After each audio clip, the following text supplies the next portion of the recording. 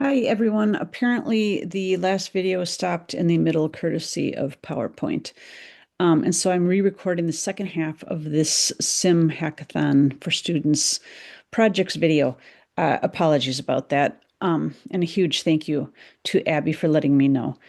Okay, so we were discussing cleanup in Bay 5.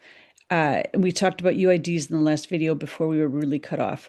Another thing that we're going to be discussing is anatomy. Anatomy is a huge issue in DICOM headers. There's a string that is often used called body part examined, which is free format text, and it drives everyone crazy. You will be talking to one of our industry experts. His name is David Clooney, and you will be learning about how to do anatomy correctly. We'll be incorporating open source AI algorithms, for example, Total Segmenter, which is going to go through and actually determine what's in the anatomy and not just a tech typing things in. Techs are human, they make mistakes. So if it's a brain, we'll overwrite it and say it's not a brain, it's a knee, or vice versa. Maybe we'll go out and do some fire queries because we can overwrite some of the header information.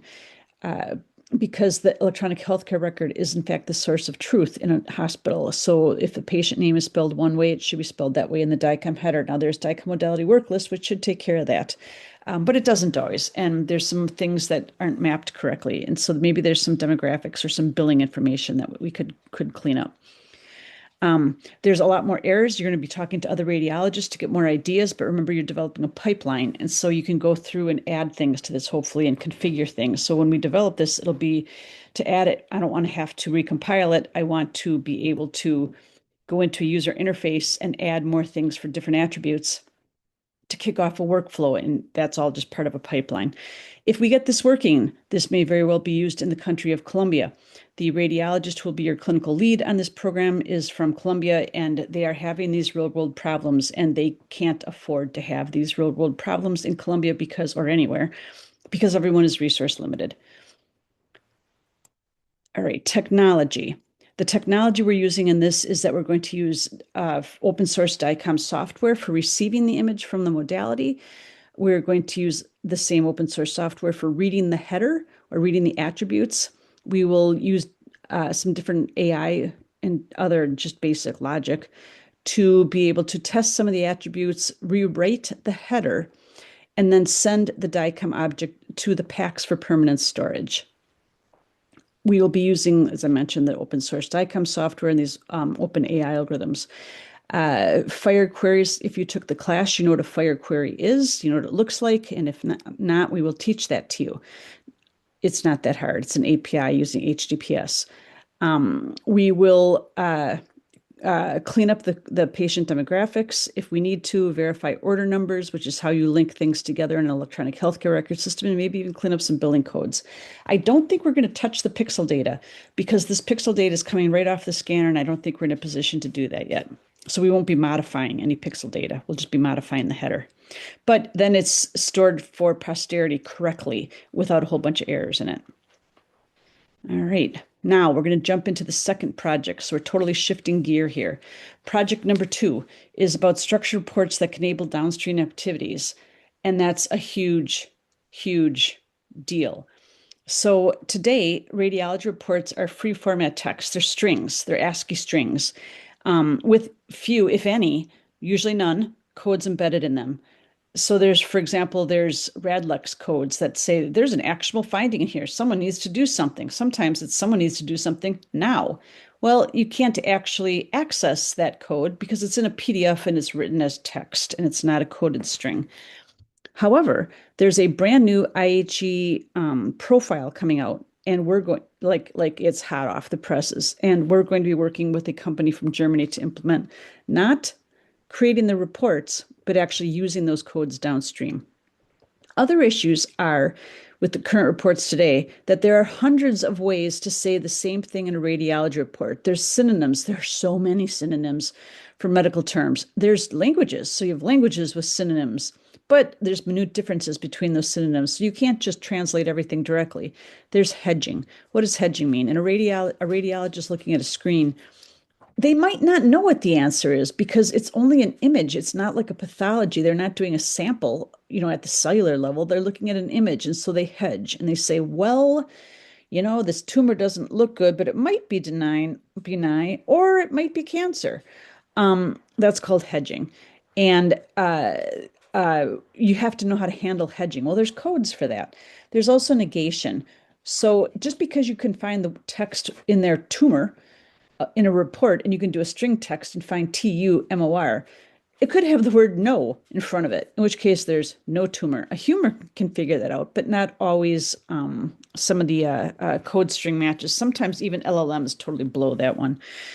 Today, reports and nurses, technologists and nurses read all of these reports. They spend days, months, weeks looking for lost and overlooked issues, but they don't even always do that. So sometimes some of these things aren't found until the patient returns with stage 4 cancer, even though when you go back and look at the radiology report, the cancer was actually caught at stage 1. This is horrific outcomes for the patient. It's incredibly expensive and it's unbelievably stressful for all the healthcare providers involved because they feel horrible. So it's so easy to fix this if only we had coded, structured, synaptic data. Solution. There are codes to record specific events. For example, an American College of Radiology or ACR Category 3 code means that there's an actionable finding, which is not urgent, but it needs to get looked at. And it has a Radlex code. So it's not a bunch of words that say, hey, I found something. Somebody might want to look at this at some point. It says RID 49482. That's something a computer can act upon because it's computable. There's a brand new, hot off the presses, IHE is integrating the healthcare enterprise reporting profile based on FHIR called Imaging Diagnostic Report Phase 2. I might have a preliminary copy of it. It goes into the findings and all of the detailed parts of a radiology report. We will be creating a configurable pipeline to catch and record all of these problems on a work queue. So we'll be going through and we're going to set up basically a bunch of search strings and go through and look for any kind of thing that we should say, hey, somebody needs to follow up on this. Yes, send the report as it is to the ordering physician and ED or to the primary care physician. But let's also put this follow-up finding on a queue and make sure that 6 months from now, all of these things have been verified because we can. It's called quality control, and which is not done very well today. I would like a configurable pipeline with the user interface so that I can add things with new codes to it, as well as who to notify and how we're going to notify them and what we're going to do about that outcome. That's something for you to think about. I'm not sure how to do that.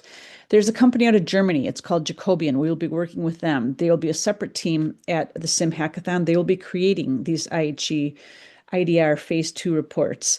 This will literally be the first time in history that you will ever see, anyone will ever see an IDR Phase 2 report, and you will be working with that content that they create. We'll have to define the clinical story, but that's okay. We have radiologists and cardiologists for that, so that we get very specific about what we're creating and what we're solving. But that's good because then we can tell a story, and that's how people really understand is when you tell a story about, 59-year-old patient came into the emergency room complaining of abdominal pain, and a CT study was performed, blah, blah, blah, blah, blah. We will get into all of that level of detail so that we can tell the story. Jacobian is going to implement the CDS hooks, which we define. There are currently no CDS hooks available. This is an HL7 standard called CDS hooks, which we'll provide to the HL7 FHIR committee. And so they are waiting anxiously for us to give them new templates for report signed, report opened, and a couple other things. I need to work with someone in advance of SIIM to start to get these worked out. You'll be talking to some of the radiologists to make sure we have all of them. So our pipeline will be triggered by a new report, probably a report signed hook.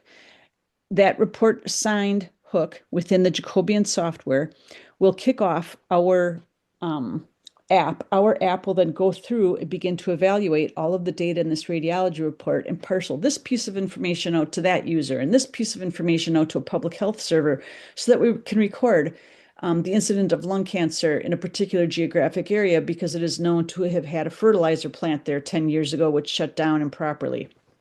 There's all sorts of things that we can do. Our pipeline will parse these reports and take the appropriate actions, which will be based upon our clinical story. So the technology that we're going to use here is we are going to use, this is going to not use DICOM. This is going to use FIRE and IHE Imaging Diagnostic Report Phase 2. It's going to use HL7 CDS hooks APIs. We're going to be a called app, so we will not be calling the CDS hook application. We will be the ones who are just waiting patiently to be called. And maybe we'll use yet another standard called HL7 clinical quality language to implement looking for some of these hooks and things. I need to figure out if we can do that and how we would incorporate that. But that would be really cool if we could do that too. And otherwise, we'll use Python for it to evaluate the different variables within the FIRE software. But CQL is meant to work with FIRE. So if we can use a standard clinical quality language, I'm sorry, is a healthcare domain specific language. So Python is a computer science industry wide language. Clinical quality language is a healthcare domain language, very specific to FIRE. So it just feels to me like we should try that one.